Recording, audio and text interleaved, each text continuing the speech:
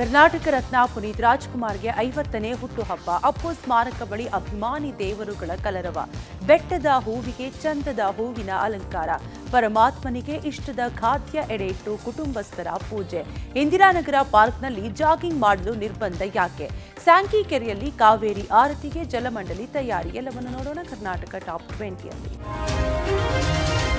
ಕನ್ನಡದ ಕಂದ, ಕರ್ನಾಟಕ ರತ್ನ, ಅಭಿಮಾನಿ ದೇವರ ಮನದಲ್ಲಿ ಆಸೀನರಾಗಿರುವ ಪರಮಾತ್ಮ ಡಾಕ್ಟರ್ ಪುನೀತ್ ರಾಜ್ಕುಮಾರ್ಗಿಂದು 50ನೇ ಹುಟ್ಟುಹಬ್ಬ. ಈ ಹಿನ್ನೆಲೆ ಕಂಠೀರವ ಸ್ಟುಡಿಯೋದಲ್ಲಿರುವ ಅಪ್ಪು ಸಮಾಧಿ ಬಳಿ ಮಧ್ಯರಾತ್ರಿಯಿಂದಲೇ ಅಭಿಮಾನಿಗಳ ಸಂಭ್ರಮ ಜೋರಾಗಿತ್ತು. ಗೋಲ್ಡ್ ಟೆಂಪಲ್ ಮಾದರಿಯಲ್ಲಿ ಪುನೀತ್ ಸಮಾಧಿಗೆ ವಿವಿಧ ಬಣ್ಣದ ಹೂವುಗಳಿಂದ ಅಲಂಕಾರ ಮಾಡಲಾಗಿತ್ತು. ಡಾಕ್ಟರ್ ರಾಜ್, ಪಾರ್ವತಮ್ಮ ಸಮಾಧಿಗೂ ಹೂವಿನ ಅಲಂಕಾರ ಮಾಡಲಾಗಿತ್ತು. ತಂಡೋಪತಂಡವಾಗಿ ಬಂದ ಅಭಿಮಾನಿಗಳು ಸಮಾಧಿ ಬಳಿ ಕೇಕ್ ಕತ್ತರಿಸಿದ್ರು, ಪಟಾಕಿ ಸಿಡಿಸಿದ್ರು, ರಾಜಕುಮಾರನ ಕಟೌಟ್ಗೆ ಹಾಲಿನ ಅಭಿಷೇಕ ಮಾಡಿದ್ರು. ಕಂಠೀರವ ಸ್ಟುಡಿಯೋದಲ್ಲಿ ಪುನೀತ್ ಜನ್ಮದಿನ ಪ್ರಯುಕ್ತ ರಕ್ತದಾನ, ಅನ್ನದಾನ ಮಾಡಲಾಯಿತು. ಕ್ಷಣ ಕ್ಷಣಕ್ಕೂ ಅಭಿಮಾನಿಗಳ ಸಂಖ್ಯೆ ಹೆಚ್ಚಾಗುತ್ತಲೇ ಇತ್ತು. ನಗುಮೊಗದ ಒಡೆಯನ ನೆನೆದು ಭಾವುಕರಾದರು. ಇನ್ನು ಮೈಸೂರಿನಲ್ಲಿ ರಂಗೋಲಿಯಲ್ಲಿ ಅಪ್ಪು ಚಿತ್ರ ಬರೆಯಲಾಗಿದೆ. ದಿನ ನಮ್ಮ ಮನೇಲಿ ಪೂಜೆ ಮಾಡ್ತಿದ್ದೀವಿ, ದೇವ್ರನ್ನೇ ಬಿಟ್ಬಿಟ್ಟಿದ್ದೀವಿ, ಅವರನ್ನೇ ದೇವರಾಗಿ ಕಾಣ್ತಾ ಇದ್ದೀವಿ. ಇವತ್ತಿನವರೆಗೂ ಕೂಡ ಅವ್ರನ್ನೇ ದೇವರಾಗಿ ಕಾಣ್ತಾ ಇರೋದು. ಪ್ರತಿದಿನ ಬೆಳಗ್ಗೆ ಎದ್ದ ತಕ್ಷಣ ಅವ್ರ ಮುಖ ನೋಡೇ ಎದ್ದೇಳೋದು ಬೆಳಗ್ಗೆ.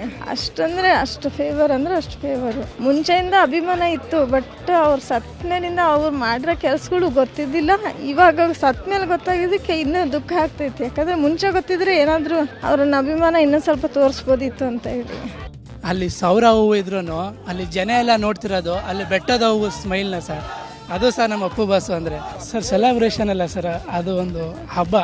ಒಂದು ಊರಲ್ಲಿ ಅವ್ರಿಗೆ ಒಂದು ದೊಡ್ಡ ಹಬ್ಬ ಅಂತ ಇರುತ್ತಲ್ಲ, ಹಂಗೆ ಅವರ ಅಭಿಮಾನಿಗಳಿಗೆ ಇದು ಒಂದು ದೊಡ್ಡ ಹಬ್ಬ. ಇದು ಚಂದನವನದ ರಾಜಕುಮಾರ, ನಟ ಸಾರ್ವಭೌಮ ಪುನೀತ್ಗಿಂದು 50ನೇ ಜನ್ಮದಿನ.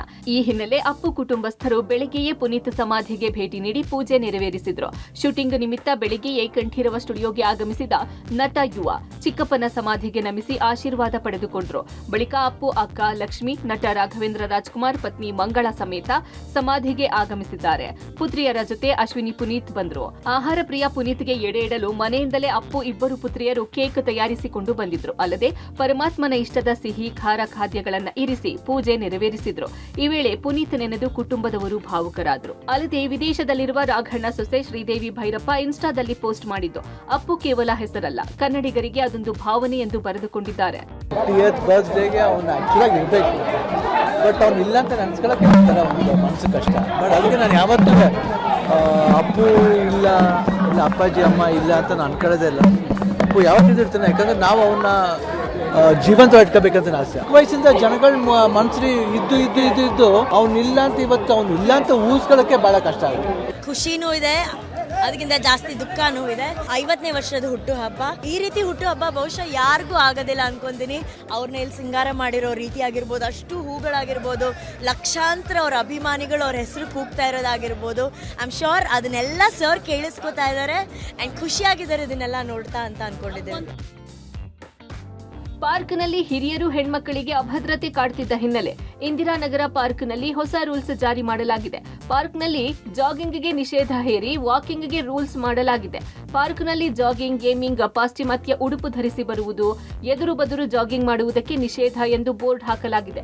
ಈ ಪಾರ್ಕ್ನಲ್ಲಿ ಹೆಣ್ಮಕ್ಕಳು ವಾಕ್ ಮಾಡುವಾಗ ಕೆಲ ಪುರುಷರು ಕೆಟ್ಟ ಉದ್ದೇಶದಿಂದಲೇ ವಿರುದ್ಧ ದಿಕ್ಕಿನಲ್ಲಿ ವಾಕ್ ಮಾಡ್ತಾರೆ ಎನ್ನಲಾಗುತ್ತಿತ್ತು. ಹೆಣ್ಮಕ್ಕಳ ಮುಖಕ್ಕೆ ನೇರವಾಗಿ ವಾಕಿಂಗ್ ಮಾಡುತ್ತಿದ್ದರಿಂದ ಅಭದ್ರತೆ ಕಾಡುತ್ತಿದ್ದ ಬಗ್ಗೆ ಜಾಲತಾಣದಲ್ಲೂ ಕೆಲವರು ಅಳಲು ತೋಡಿಕೊಂಡಿದ್ದರು.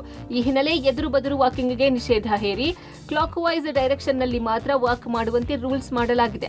ಹಿರಿಯರು ವಾಕ್ ಮಾಡುವಾಗ ಬೇರೆಯವರು ಜಾಗಿಂಗ್ ಮಾಡಿದರೆ ಸಮಸ್ಯೆಯಾಗುತ್ತದೆ ಎನ್ನುವ ಕಾರಣಕ್ಕೆ ಜಾಗಿಂಗ್ಗೆ ನಿಷೇಧ ಹೇರಲಾಗಿದೆ.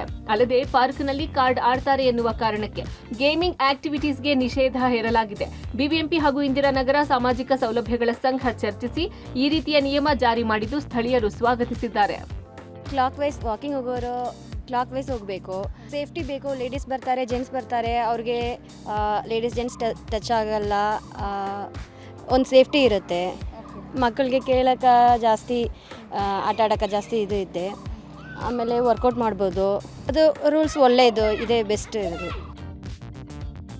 ಸಿಲಿಕಾನ್ ಸಿಟಿಗೆ ನೀರು ಪೂರೈಸುವ ಕಾವೇರಿ ನದಿಗೆ ಗೌರವ ಸಲ್ಲಿಸುವ ಸಲುವಾಗಿ ರಾಜ್ಯ ಸರ್ಕಾರ ಇದೇ ಮೊದಲ ಬಾರಿಗೆ ಬೆಂಗಳೂರಿನ ಸಾಂಖ್ಯಕೆರೆಯಲ್ಲಿ ಕಾವೇರಿ ಆರತಿ ಕಾರ್ಯಕ್ರಮವನ್ನು ಆಯೋಜಿಸಿದೆ. ಮಾರ್ಚ್ 21ರಂದು ಸಂಜೆ ಸಾಂಖ್ಯಕೆರೆಯ ದಂಡೆಯ ಮೇಲೆ ಕಾವೇರಿ ಆರತಿ ನಡೆಯಲಿದೆ. ಬೆಂಗಳೂರು ಜಲಮಂಡಳಿ ವತಿಯಿಂದ ಕಾರ್ಯಕ್ರಮ ಆಯೋಜಿಸಲಾಗಿದೆ. ಉತ್ತರ ಪ್ರದೇಶದ ವಾರಣಾಸಿಯಲ್ಲಿ ನಡೀತಾ ಇರುವ ಗಂಗಾರತಿ ಮಾದರಿಯಲ್ಲೇ ಕಾವೇರಿ ಆರತಿ ಕಾರ್ಯಕ್ರಮವೂ ನಡೆಯಲಿದೆ. ಕಾವೇರಿ ಆರತಿಯಲ್ಲಿ ಉತ್ತರ ಪ್ರದೇಶದ ಧಾರ್ಮಿಕ ಪುರೋಹಿತರು ಭಾಗಿಯಾಗಲಿದ್ದಾರೆ. ಅಲ್ಲದೆ ಕಾರ್ಯಕ್ರಮದಲ್ಲಿ 10,000ಕ್ಕೂ ಹೆಚ್ಚು ಜನರು ಭಾಗಿಯಾಗುವ ಸಾಧ್ಯತೆ ಇದೆ. ರಾತ್ರಿ ಲೇಸರ್ ಪ್ರದರ್ಶನವಿದ್ದು ಲೈವ್ ಆರ್ಕೆಸ್ಟ್ರಾವನ್ನು ನಡೆಸಲಾಗುತ್ತೆ. ಕಾವೇರಿ ನದಿಯ ಉಪನದಿ ಆಗಿರುವ ವೃಷಭಾವತಿಯ ಉಗಮ ಸ್ಥಾನ ಸ್ಯಾಂಕಿ ಹಿನ್ನೆಲೆ ಕಾವೇರಿ ಆರತಿಗೆ ಸ್ಯಾಂಕಿ ಕೆರೆಯನ್ನ ಸರ್ಕಾರ ಆಯ್ಕೆ ಮಾಡಿಕೊಂಡಿದೆ. ಈಗಾಗಲೇ ಜಲಮಂಡಳಿ ಪೂರ್ವ ಸಿದ್ಧತೆಯನ್ನು ಆರಂಭಿಸಿದೆ. ಈ ಹಿಂದೆ ಶ್ರೀರಂಗಪಟ್ಟಣದಲ್ಲಿ ಕಾವೇರಿ ಆರತಿ ಮಾಡಲಾಗಿತ್ತು. ಮಂಡ್ಯ ಜಿಲ್ಲೆಯ ರೈತರ ಮಕ್ಕಳ ಗೋಳು ಕೇಳೋರೇ ಇಲ್ಲದಂತಾಗಿದೆ. ಕೃಷಿ ಪ್ರಧಾನ ಜಿಲ್ಲೆಯಲ್ಲಿ ಹೊಸ ಸಮಸ್ಯೆ ತಲೆದೋರಿದೆ. 40 ವರ್ಷ ದಾಟಿದರೂ ರೈತ ಯುವಕರಿಗೆ ಮದುವೆ ಆಗೋದಕ್ಕೆ ಹುಡುಗಿ ಸಿಗ್ತಾ ಇಲ್ಲ. ಇವರು ಹೆಣ್ಣು ಕೇಳಲು ಹೋದರೆ ಬೆಂಗಳೂರಿನಲ್ಲಿದೆಯಾ, ಎಂಜಿನಿಯರ್ ಮಾಡಿದೆಯಾ, ಡಾಕ್ಟರ್ ಆಗಿದೆಯಾ, ಸರ್ಕಾರಿ ಉದ್ಯೋಗ ಇದೆಯಾ ಅಂತ ಕೇಳ್ತಾರಂತೆ. ಈ ಸಮಸ್ಯೆಯಿಂದ ರೋಸಿ ಹೋದ ಮದುವೆಯಾಗದ ಯುವಕರು ಮಾದಪ್ಪನ ಮೊರೆ ಹೋಗಿದ್ದಾರೆ. ಮಂಡ್ಯದ ಅವೇರಹಳ್ಳಿ ಯುವಕರು ತಮ್ಮೂರಿನವರೊಂದಿಗೆ ಮಾದಪ್ಪನ ಬೆಟ್ಟಕ್ಕೆ ಪಾದಯಾತ್ರೆ ಹೊರಟಿದ್ದಾರೆ. ಎಷ್ಟು ಹುಡುಗಿ ನೋಡಿದ್ರೂ ಮದುವೆ ಆಗೋದಕ್ಕೆ ಹುಡುಗಿಯರು ಹಾಗೂ ಪೋಷಕರು ಒಪ್ಪುತ್ತಿಲ್ಲ. ಇನ್ನು ಕೆಲವರಂತೂ ರೈತ ಅಂದರೆ ಸಾಕು, ಹುಡುಗಿನೇ ತೋರಿಸ್ತಾ ಇಲ್ಲ ಅಂತ ಅಳಲು ತೋಡಿಕೊಂಡಿದ್ದಾರೆ. ಮಾದಪ್ಪ ಆದಷ್ಟು ಬೇಗ ಕಂಕಣ ಭಾಗ್ಯ ಕೊಡಿಸಪ್ಪ ಅಂತ ಪಾದಯಾತ್ರೆ ಹೊರಟಿದ್ದು ಕಂಕಣ ಭಾಗ್ಯ ಕೂಡಿ ಬರುತ್ತಾ ನೋಡಬೇಕಿದೆ. ಹಳ್ಳಿ ಜನ ಅಂದ್ಬಿಟ್ಟು ಯಾರು ಇನ್ನು ತೋರಿಸ್ತಾನೆ ಇಲ್ಲ ಸರ್. ಮನೆಯಿಂದ ಈಚೆಗೆ ಎಲ್ಲ ಕೆಲಸ ಇದ್ರೆ ಬಂದು ಅಪಾಯಿಂಟ್ಮೆಂಟೇ ಕೇಳ್ತಾರೆ, ಸರ್ಟಿಫಿಕೇಟ್ ಕೇಳ್ತಾರೆ. ಇಲ್ಲಿ ರೈತರು ಎಲ್ಲಿ ಹೋಗ್ಬೇಕು ಅನ್ನೋದೇ ಏನು ಅಂತ ಗೊತ್ತಾಯ್ತಲ್ಲ. ನಮ್ಗಾಲೇ 40 ಆಗೈತೆ ಸರ್. ಮಹದೇವಪುರ ಕ್ಷೇತ್ರದ ಕಣ್ಣೂರು ಗ್ರಾಮದಲ್ಲಿ ಕಳೆದ 1.5 ವರ್ಷದಿಂದ ಕಲುಷಿತ ನೀರಿನ ರೂಪದಲ್ಲಿ ವಿಷ ಜನರ ದೇಹ ಸೇರುತ್ತಿದೆ. ಬೋರ್ವೆಲ್ನ ನೀರು ಹಳದಿ ಹಸಿರು ಬಣ್ಣಕ್ಕೆ ತಿರುಗಿದ್ದು ದುರ್ವಾಸನೆ ಬೀರುತ್ತಿದೆ. ಇದನ್ನು ಸೇವಿಸಿದ ಜನರಿಗೆ ಆರೋಗ್ಯ ಸಮಸ್ಯೆಗಳು ಕಾಣಿಸಿಕೊಳ್ಳುತ್ತಿವೆ.